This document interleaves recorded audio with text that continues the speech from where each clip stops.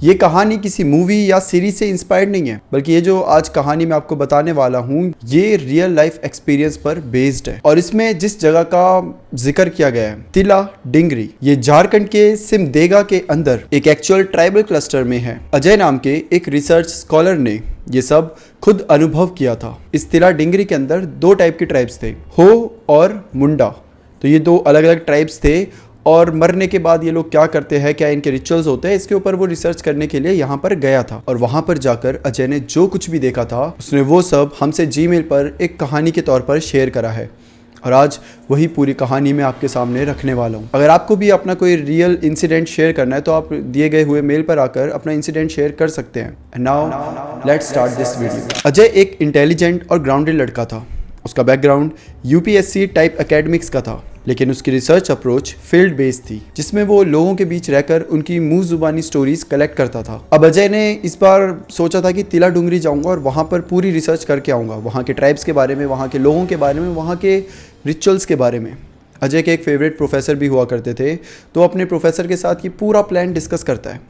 Professor पूरी बात अच्छे से सुनते हैं, ध्यान से सुनते हैं, लेकिन मतलब वो खुश भी थे अजय के लिए कि वो कुछ एक्साइटिंग और कुछ नया करने जा रहा है। लेकिन कहीं ना कहीं उनकी बातों में एक सीरियसनेस, उनके एक्सप्रेशन में एक ठहराव सा दिख रहा था। अब वो अजय से कहते हैं, अजय तुम हो और मुंडा के पुराने क्लस्टर्स में जा तो रहे हो, लेकिन एक बात याद रखना, डॉक्यूमेंटेशन ज़रूरी है, लेकिन हर बात लिखने लायक नहीं होती। अब अजय ये सुनकर थोड़ा कंफ्यूज हो जाता है, लाइक सर आप क्या कहना चाहते हो। प्रोफेसर मुखर्जी अपना चश्मा उतारते हैं और उसके बाद अजय को बोलते हैं, सिमदेगा के पास एक जगह है तिला डुंगरी। ट्राइबल मैप में वो एरिया ऑलमोस्ट इनविजिबल है। वहाँ एक पुराना रिचुअल सिस्टम था जो अब किसी को याद भी नहीं। सिर्फ कुछ बुजुर्ग हैं जिनके पास उसकी थोड़ी थोड़ी यादें हैं। लेकिन एक बात और, उस जगह के बारे में एक अनऑफिशियल वार्निंग भी है। अजय एकदम कंफ्यूज होकर बोलता है कि कैसी वार्निंग। इस समय पर जो प्रोफेसर मुखर्जी थे उनका टोन और ज़्यादा ठंडा पड़ गया था, मतलब कोल्ड हो गया था। अजय, वो जगह उन लोगों के लिए बनी थी जिनके लिए यादें कभी मरती नहीं थी। वहाँ कुछ चीज़ें बोली नहीं जाती, सिर्फ महसूस होती है, और उन्हें रिकॉर्ड करना उन यादों को जगा देता है। अजय थोड़ा सा हंसता है, लेकिन थोड़ा सा नर्वस भी होता है। बोलता है, सर आप तो एक अलग हॉरर सा ट्विस्ट लेकर आ रहे हो। जिस पे मुखर्जी, जो प्रोफेसर मुखर्जी होते हैं, वो बोलते हैं कि अजय फील्ड वर्क में तुम फैक्ट्स कलेक्ट करने जा रहे हो, लेकिन कभी कभी फैक्ट्स भी तुम्हें कलेक्ट कर लेते हैं। अजय अपने प्रोफेसर को बोलता है कि सर आप टेंशन मत लीजिए, मैं पूरे जो भी प्रिकॉशंस है वो सब अच्छे से ध्यान से वो चीज़ें अपने दिमाग में रखूँगा और उसके हिसाब से मैं अपने सारे स्टेप्स लूँगा, तो आप प्लीज़ टेंशन मत लीजिए। और उसके बाद अजय निकल पड़ता है अपने सफ़र के लिए। दिल्ली से सिमदेगा तक का सफ़र ट्रेन और जीप से करना पड़ा।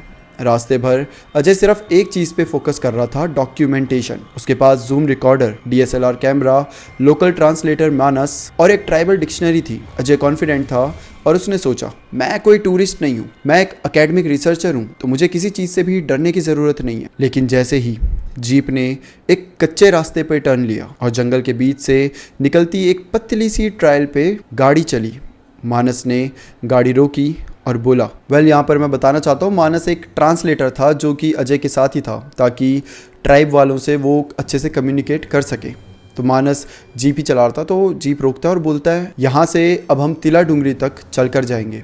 तिला डुंगरी तक गाड़ी नहीं जाती। अजय ने अपने आसपास देखा, हर तरफ घना जंगल, पुराने साल के पेड़ और एक अजीब सी खामोशी। जिसके बाद अजय और मानस काफ़ी देर तक दोनों ने चला एंड देन फाइनली तिला डुंगरी पहुंच गए। एक छोटा सा गांव जहां ना लाइट्स थी, ना सिग्नल, ना कोई मॉडर्न रोड।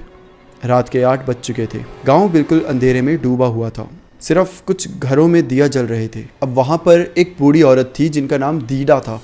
वो अपनी लोकल भाषा ही बोलती थी, शायद मुंडारी, जो कि अजय ने हमें बताया। मानस जाता है, उनके साथ थोड़ी सी बातचीत करता है और उसके बाद अजय को बताता है कि अजय, दादी जी हमें अपने साथ रुकने के लिए मतलब परमिशन दे दी है, तो आज रात हम इन्हीं के साथ इन्हीं के घर में रुकेंगे। अजय उस घर के अंदर जैसे ही एंटर करता है वो तो फैसिनेटेड हो जाता है। दीवारों में अलग अलग प्रकार की चित्रकला थी, ऐसा लग रहा था जैसे एंशिएंट टाइम को दर्शाने की कोशिश कर रहे हैं। और अजय ने जब ऊपर छत की तरफ देखा तो देखा कि छत के बीच में एक एंशिएंट स्पाइरल सिंबल बना हुआ था। उन्होंने उस सिंबल की तरफ देखा और बोला कि ये यादों का निशान है। जब सबसे पहले यादें जागती है तो इसी निशान से उतरती है। अजय ने सोचा कि ये सब सिर्फ एक मेटाफर है और इन चीज़ों को इतना ध्यान में नहीं लिया। अब ये सब मिलकर डिनर करते हैं। ऑल्दो दादी ने तो पहले कर ही लिया था, बट अजय और मानस डिनर करते हैं और जब सब कुछ शांत हो गया तो अजय ने दादी से कैजुअली पूछा, दादी जी आपके यहाँ लोगों के मरने के बाद क्या रिचुअल्स होते हैं? दादी जी का चेहरा तुरंत एकदम ठंडा पड़ गया। उन्होंने मानस की तरफ देखा और धीरे धीरे मुंडारी भाषा में कुछ बोला। मानस ने अजय को देखकर वो सारी बातें ट्रांसलेट करी। दादी ने कहा था कि यहाँ एक रिचुअल होता है, पहाड़ी पत्थर। जब कोई मर जाता है तो उसकी यादों को एक खास पत्थर में स्टोर किया जाता है। जंगल के बीच एक जगह है, वहाँ पर वो पत्थर रखा जाता है। हर नाम, हर याद उस पत्थर में एब्जॉर्ब होती है ताकि ट्राइब उनकी यादों के साथ जिंदा रहे। अजय इसमें इंटरेस्ट दिखाते हुए बोलता है कि क्या कोई भी जा सकता है उन पत्थरों को देखने के लिए? दादी जी एकदम से अजय को मना कर देती है। वो बोलती है कि अगर कोई भी उस पत्थर को छू ले तो उस पत्थर के अंदर की यादें उस छूने वाले के अंदर बस जाती है और फिर वो यादें सिर्फ ट्राइब के अंदर नहीं बल्कि उस छूने वाले इंसान के अंदर भी जाग जाती है। अजय वापिस से हंसने लगा कि ये कैसी बात हुई, कोई सेंस ही नहीं बना रही ये बातें। अजय को देखकर मानस थोड़ा से गुस्से होकर अजय को बोलता है कि अजय, दादी मजाक नहीं कर रही है, ये उनके जनरेशन की बातें हैं जो कि चलती आ रही हैं। तुम यहाँ पे रिसर्च करने आए हो तो इनके हर एक चीज़ को रिस्पेक्ट करना पड़ेगा। अजय एकदम से सीरियस होकर दादी जी से माफ़ी मांगता है और बोलता है कि मैं सिर्फ ये सारी चीज़ें समझने की कोशिश कर रहा हूँ। वो अपना रिकॉर्डर उठाता है और पेजेस में कुछ नोट करने लग जाता है। सब्जेक्ट ट्राइबल मेमोरी रिचुअल, पहाड़ी पत्थर। जैसे ही उसने ये बोला रिकॉर्डर में एक क्रैकिंग सा साउंड आया जैसे फ्रीक्वेंसी शिफ्ट हो रही हो। अजय ने वो प्लेबैक किया। अपनी आवाज़ के बीच में और एक आवाज़ थी, बिल्कुल हल्की लेकिन अलग, एक बुजुर्ग आदमी की मुंदारी में कुछ कहते हुए। अजय को कुछ समझ ही नहीं आ रहा था कि आखिर हम दोनों की आवाज़ों के बीच में ये तीसरी आवाज़ किसकी है, लेकिन जिसकी भी थी वो काफ़ी ज़्यादा गुस्से में थी। ऐसा लग रहा था जैसे कि वो कोई वार्निंग देना चाहती है। अजय ने देखा छत के बीच बना स्पाइरल सिंबल गीला सा लग रहा था, जैसे किसी ने अभी उसको हाथ से छुआ हो। अजय के लिए काफ़ी अजीब बात थी कि या तो दीवार में सीलन आ गई है उसकी वजह से गीला हो गया या फिर शायद पानी वानी छिड़का हो, लेकिन ऐसा तो किसी ने किया है नहीं क्योंकि सभी अजय के सामने बैठे हुए थे। तो एक ही सेंस बन रही थी कि हाँ सीलन आ गई थी, लेकिन बाकी दीवारों को देख के ऐसा बिल्कुल नहीं लग रहा था। और ऐसा नहीं होता सीलन में बीच से पानी आना शुरू हो, कोने से आता है, राइट? तो अजय को ये चीज़ हजम नहीं हो रही थी कि हो क्या रहा है। नेक्स्ट मॉर्निंग होती है। अजय उठता है और बोलता है कि मैं थोड़ा जंगल की तरफ ऑब्जर्वेशन के लिए जा रहा हूँ, बस थोड़ा रिकॉर्ड करूँगा।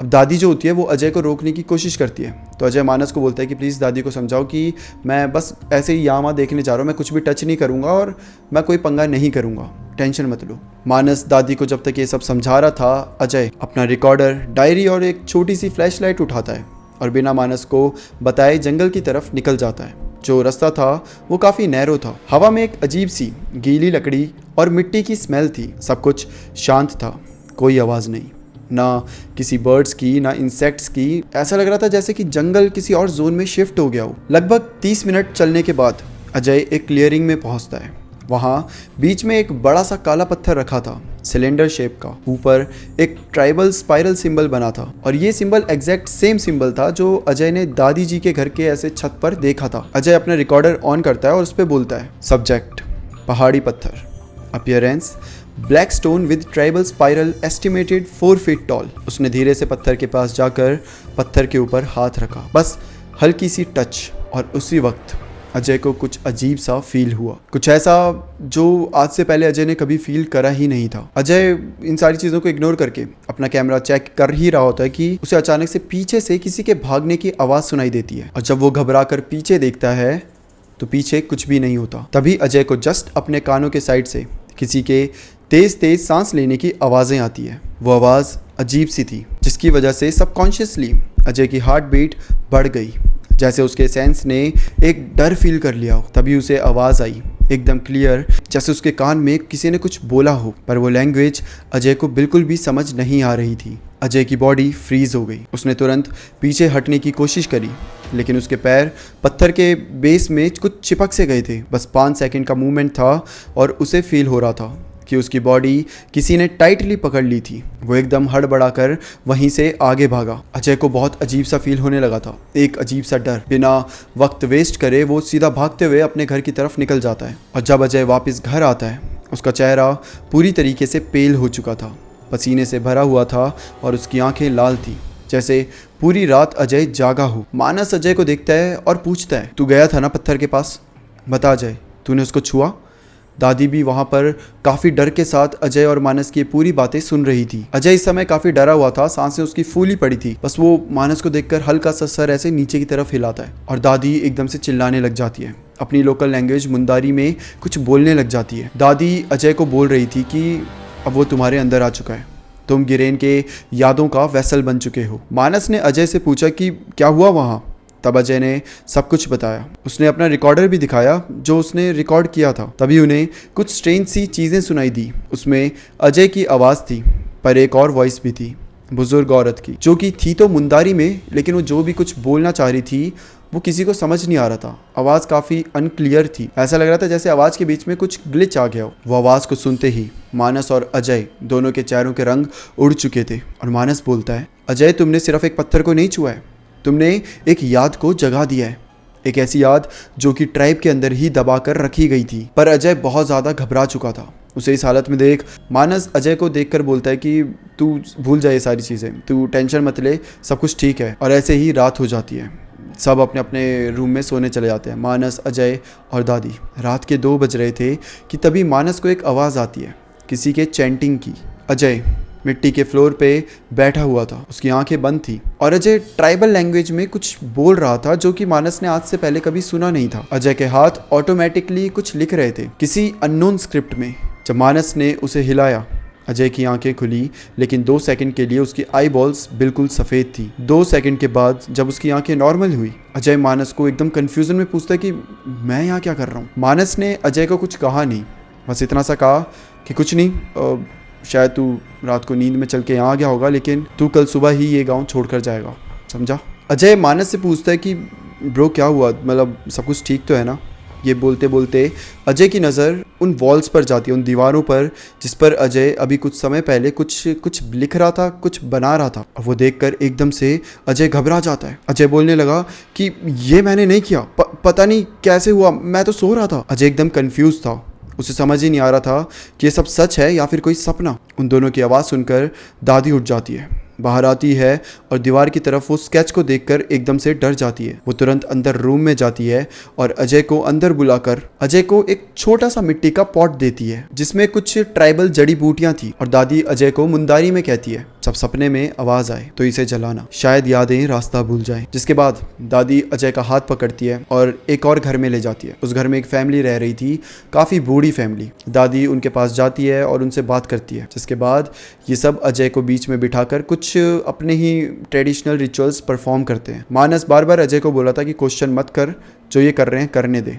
अजय भी उन्हें करने देता है। रिचुअल्स खत्म होते हैं, सब अपने अपने घर वापस आते हैं। अब सुबह हो जाती है। सुबह होते ही अजय वो गांव छोड़कर वापस दिल्ली आ जाता है। 2 हफ्ते बाद अजय ने अपनी फील्ड रिपोर्ट सबमिट कर दी, बिना पहाड़ी पत्थर के जिक्र किए। और फिर उसके प्रोफेसर अजय से पूछते हैं, अजय तुम तिला डुंगरी गए थे ना, तुम्हारी रिपोर्ट में उस जगह का सिर्फ सरफेस मेंशन है। अजय ने सिर्फ इतना कहा, सर कुछ चीज़ें लिखने के लिए नहीं होती, बस यादें रखने के लिए होती है। जिसके बाद प्रोफेसर ने अजय से कुछ भी नहीं पूछा। अजय अभी भी दिल्ली में ही है, एक रेगुलर लाइफ जी रहा है, कॉलेज, मेट्रो और सब कुछ नॉर्मल। लेकिन एक चीज़ है जो कभी नॉर्मल नहीं हो पाई, वो थी अजय की नींद। अजय जब भी सो रहा होता है उसे एक अजीब सा सपना आता है, जैसे कोई उसके सपने में आकर उससे कांटेक्ट करने की कोशिश करता है। एक ऐसी पावर जो शायद रियल ज़िंदगी में आकर उससे कांटेक्ट नहीं कर सकती, और शायद इसीलिए सपने में आकर बार बार अजय के साथ कांटेक्ट करने की कोशिश करती है। और वो पावर जब भी कुछ बोलती है वो अपनी मुंदारी भाषा में बोलती है,